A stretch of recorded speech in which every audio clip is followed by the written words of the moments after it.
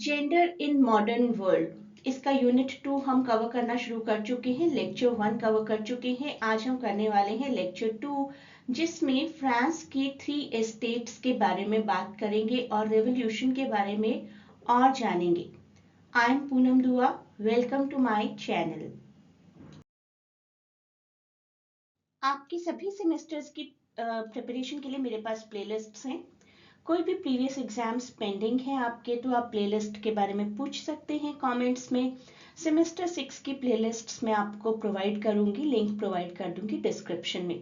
साथ ही साथ जब हमारे एग्जाम्स होंगे तो हम पीडीएफ की भी बात करेंगे। जो भी आपका एग्जाम होगा सेमेस्टर 6 का, उसकी पीडीएफ आपको दी जाएगी, किस तरीके से और कैसे दी जाएगी, that information will reach to you. आप इस चैनल को सब्सक्राइब करिए और यहाँ के अपडेट्स देखते रहिए। You will keep getting all the important informations regarding your exams. ये टेलीग्राम चैनल आप ज़रूर सब्सक्राइब करिए। यहाँ पर आपको सारी अपडेट्स मिलते रहेंगे, कब और कैसे आपको पीडीएफ्स मिलेंगे, कौन कौन से वीडियोस अपलोड हो गए हैं, डेट शीट आ गई है या नहीं, everything you will keep getting on this channel. आप भी सब्सक्राइब करिए और अपने फ्रेंड्स को भी ये लिंक प्रोवाइड करिए। मैं डिस्क्रिप्शन में लिंक प्रोवाइड करूँगी चैनल का। आप इस चैनल को ज़रूर सब्सक्राइब करिए, बहुत काम आएगा आपके एग्जाम्स में। अब बात करते हैं आज की वीडियो की। जो टॉपिक्स हमें आज कवर करने हैं उनमें से पहला टॉपिक है background of the revolution. Revolution के बारे में जानेंगे और जानेंगे उन 3 स्टेट्स के बारे में जो उस वक्त एग्जिस्ट किया करती थी और इसमें से कौन सी स्टेट थी ऐसी जो सबसे ज्यादा परेशान थी, जिसकी वजह से रेवोल्यूशन हुआ। जब ये नाम सुनते हैं ना तो एक अलग ही दुनिया में पहुंच जाते हैं। ऐसा लगता है कि वहां पर सब कुछ बहुत ही अच्छा होगा, बहुत ही ग्रैंड होगा। And as you can see it is called the capital of fashion of the whole world. तो पेरिस प्रॉस्परस रहा है, फ्रांस हमेशा से प्रॉस्परस रहा है और एक बेंचमार्क कंट्री की तरह। फिर ऐसा क्या हुआ कि ऐसी कंट्री में इतना बड़ा रेवोल्यूशन हुआ? तो हम इस वीडियो के थ्रू जानेंगे कि फ्रांस में 1700s में क्या सिचुएशन चल रही थी। पॉपुलेशन अच्छी खासी थी और फॉरेन ट्रेड भी बहुत अच्छा चल रहा था। जैसा मैंने अभी आपको बताया, it was called the centre of enlightenment, एक ऐसा पीरियड जहां पर इंटेलेक्चुअल ग्रोथ बहुत ज्यादा हो रही थी। फ्रांस को रोल मॉडल माना जाता था पूरे वर्ल्ड के लिए। लेकिन इस रियलिटी के पीछे एक इल्यूजन भी थी। क्या थी वो इल्यूजन? हर चीज के प्राइस बहुत बढ़ रहे थे and that too for commoners. Burden किस पर आता है? कॉमन लोगों पर ही आता है ना। एनलाइटनमेंट थिंकर जरूर थे, रूजो, वोल्टेयर जैसे। उन्होंने क्वेश्चंस काफी रेज किए कि सोशली कितनी इनइक्वालिटी चल रही है और पब्लिक कितनी डिससेटिस्फाइड है, डिसकंटेंट है। आपने कभी साहूकार, जमींदार ऐसे नाम सुने होंगे ना, तो इस तरीके का वहां किंगडम था। एशियन रिजीम कहते थे उसको। एक ऐसा feudal system, kind of a zamindari system of governance and society, जो कि मिडिल एजेस से चला आ रहा था और अभी मॉडर्न वर्ल्ड में 1700s में चेंज नहीं हुआ। कि if I am having the political power in my hands, I can exercise anything and I do not need to think about the poors, the commoners. तो सिस्टम जो था वो deeply unjust था, unequal था। लोगों को 3 स्टेट्स में divide कर रहा था और सारा बर्डन जो आ रहा था वो कॉमनर्स पर आ रहा था। तो इन 3 स्टेट्स को समझते हैं। अब बात करते हैं उन 3 स्टेट्स की जो एग्जिस्ट किया करते थे। पहले नाम देखते हैं, फिर डिटेल में जानेंगे। First state the clergy, then the nobility और उसके बाद हम जैसे लोग, कॉमनर्स। क्लर्जी, नोबिलिटी, कॉमनर्स, इन तीनों की आपस में क्या इक्वेशन थी? किस वजह से ये कहा गया कि सोशल इनइक्वालिटी चल रही है सोसाइटी में? और वही था कॉज पूरे रेवोल्यूशन का। तो सबसे पहले बात करते हैं अपने क्लर्जी की।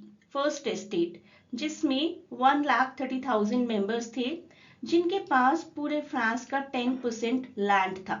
इनमें आपस में भी डिवीजन थे, अपर क्लर्जी, लोअर क्लर्जी के। अपर क्लर्जी में हुआ करते थे bishops, cardinals, heads of monasteries, जो कि मोनेस्ट्रीज को रन किया करते थे। काफी वेल्दी और काफी नोबल फैमिलीज हुआ करती थी। Lower clergy generally lower position पर, जो चर्चेस में लोअर पोजीशन हुआ करती थी, प्रीस्ट्स की, मंक्स की, ये काफी पुअर हुआ करते थे और कॉमन में ही काउंट हो सकते थे।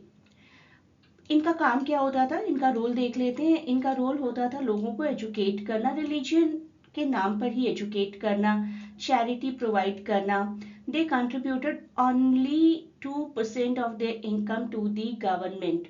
ये आपको बहुत ही याद रखने लायक एक फैक्ट है। 1,30,000 मेंबर्स 10% लैंड ओन करते थे, लेकिन कंट्रीब्यूट करते थे सिर्फ 2% of their income, you can say taxes. और काफी प्रिविलेजेस मिलती थी इनको, ये प्रिविलेज्ड पोजीशंस में ही रहा करते थे। अब मैं बात करूंगी सेकेंड एस्टेट की, दैट इज नोबिलिटी। तो नोबिलिटी के अंदर ऐसे सभी लोग आते हैं जो बहुत खास होते हैं किंग के। 3,50,000 के आसपास इनकी पॉपुलेशन थी और लैंड देखिए 25 से 30%। ना कोई टैक्स देना होता था इनको, और इनके अंदर भी कुछ डिविजन्स होते थे। कोर्ट नोबिलिटी, जो कि बिल्कुल अमित शाह जैसे लोग हैं, हाईएस्ट रैंकिंग, बिल्कुल किंग के साथ चिपके रहने वाले। मिलिट्री एंड एडमिनिस्ट्रेटिव नोबल्स, जैसे कि Indian army, Indian navy, Indian air force के heads. And the most interesting, venality. ये मैंने आपको बताया था, एक इंटरेस्टिंग कॉन्सेप्ट है। आपके पास पैसे हैं तो आप इसमें से कुछ बन सकते हैं, आप टाइटल्स को बाय कर सकते हैं। तो venality in France and corruption in India both actually are the same thing, both involve using power and money for the personal gain. वेनेलिटी एक फॉर्मल सिस्टम कह सकते हैं जो कि उस टाइम पर एग्जिस्ट करता था, आजकल तो ऐसा नहीं हो सकता किसी भी कंट्री में। करप्शन एक ऑनगोइंग इशू है with the help of bribery, favouritism, dishonesty happening in many areas today. दोनों ही सिचुएशंस में मेरिट बेस्ड सिस्टम को डैमेज किया जाता है और इनइक्वालिटी को बड़ा ही जिंदा रखा जाता है।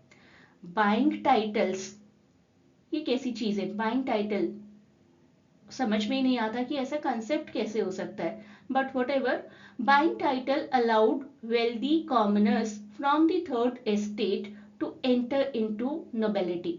अगर आपके पास पैसे हैं कॉमनर होते हुए तो आप नोबिलिटी में एंटर कर सकते हैं। अब आते हैं थर्ड एस्टेट यानी कि कॉमनर्स। थर्ड एस्टेट में होते थे peasants to lawyers to businessmen, और 96% पॉपुलेशन थी लगभग इनकी। They were the one who had to shoulder the country's entire tax burden. इनमें हुआ करते थे पेजेंट्री यानी कि गांव के कुछ लोग, एग्रीकल्चर लेबरर्स कह सकते हैं। लैंड था इनके पास, लेकिन हेवी टैक्सेशन इतना ज्यादा था कि पॉवर्टी इनकी बनी ही रहती थी। इसके बाद होते थे कुछ अर्बन वर्कर्स। अर्बन वर्कर्स की अगर बात करें तो वो होते थे शॉपकीपर्स, आर्टिस्ट्स, लेबर्स, सर्वेंट्स। वही ट्रबल इनकी भी, पॉवर्टी, और पॉवर्टी है तो हंगर है, और हेवी टैक्सेशन तो इन सब का भी था। इसके बाद बर्जुआ यानी कि middle class, kind of slight white collar job people जिनको हम आज कहते हैं, लेकिन वो स्टेटस नहीं था जो आज होता है। 8% इनकी पॉपुलेशन और 20 से 25% लैंड होता था। इनमें थे मर्चेंट्स, बैंकर्स, डॉक्टर्स, लॉयर्स और कुछ और professionals. They were all very much frustrated by the privileges of the nobility and their inability to influence political power.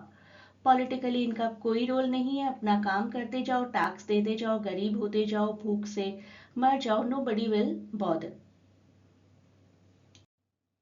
कोई भी रेवोल्यूशन कब आता है पूरी दुनिया में? क्रांति।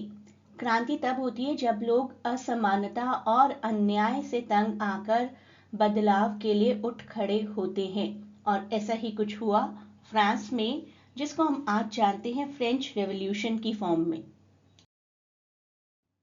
इस थर्ड एस्टेट में यानी कि 96% पॉपुलेशन में कुछ था ना ऐसा कॉमन सबके डिससेटिस्फेक्शन में, जिसने इन सबको प्रोवोक किया कि अब हमें उठ खड़ा होने की जरूरत है। तो they shared goals for change. Bourgeois यानी कि मिडिल क्लास एंड गांव के सभी लोग, they were dissatisfied with the feudal system, और जितने प्रिविलेजेस इन क्लासेस को हमें क्यों नहीं है, हम तो काम करते हैं, सारा दिन टैक्सेस देते हैं, and end of the day the income is zero. तो जब जीरो ही रहना है तो इतने काम क्यों किए जाए? Influenced by the enlightenment ideas about equality and freedom, इनको लगा कि हमारे पास भी एक ताकत है जिससे हम पॉलिटिकली और सोशली रिफॉर्म्स ला सकते हैं, एक आवाज तो आनी चाहिए ना। The inequality and discontent with in the third estate, यही था मेजर रीजन इस पूरे फ्रेंच रेवोल्यूशन का। और जब भी कोई रेवोल्यूशन होता है तो एक आवाज से शुरुआत होती है और उसके बाद जो बदलाव हम देखते हैं दैट बिकम्स द हिस्ट्री।